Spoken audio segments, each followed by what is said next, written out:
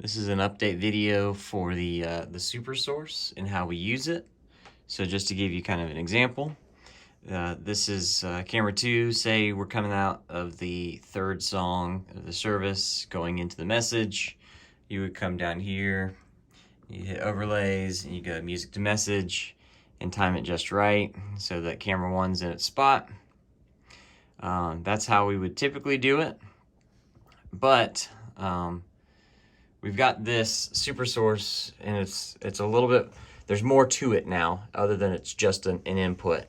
vMix has this thing called virtual sets, and so I'm going to kind of show you what it is and then how to kind of apply it to our service flow and what we do. So I'm going to queue up this input, the SuperSource input, which now it's this one right here. So it's the only one. We've got the overlays right here. We've got the music to message, got your multicams, and then this whole row is new. So this is your input to queue up the SuperSource in preview.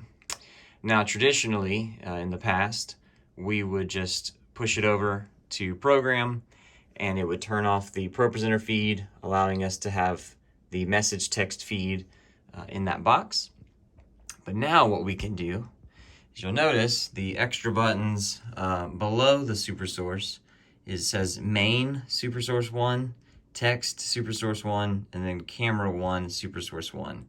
So what that means, main, if I were to hit it right now, nothing would happen because that is the main SuperSource with all the inputs and all the layers that we have. But if I were to hit the text button, it would zoom in on just the text. Okay, so I hit the main button again. So this main one right here, once I hit this, you'll notice it comes back out to the main. And then this last button down here says camera 1. If you guessed it, it'll zoom into camera 1. Okay, so what that means, so let me just go back to home. Let me get camera 2 into program. So say we're coming out of the third song, going into the message. What you could do now is go to your overlays. Sorry if I'm moving the camera too fast or too quick. So you select your SuperSource, and then you would make sure your camera 1 is in frame. So you don't necessarily want to go to this, right? So you have your SuperSource selected and go to camera 1, frame that just right like you would typically. So you're not technically on camera 1's input, you're actually on the SuperSource camera 1's view. So once you see Brian come up to the stairs, you would hit your music to message to kind of get that transition. Okay, and then after that, you're in the SuperSource now. You can see in the top it says SuperSource 1. It looks just like camera 1 because technically it is the camera 1's input. We're just using it in a different way. If you were to have text, what that could look like, so if you look down here at your ProPresenter kind of monitor, so right now we have this currently on this display, but you don't see it because our main ProPresenter feed is not queued. It's not overlaid right now.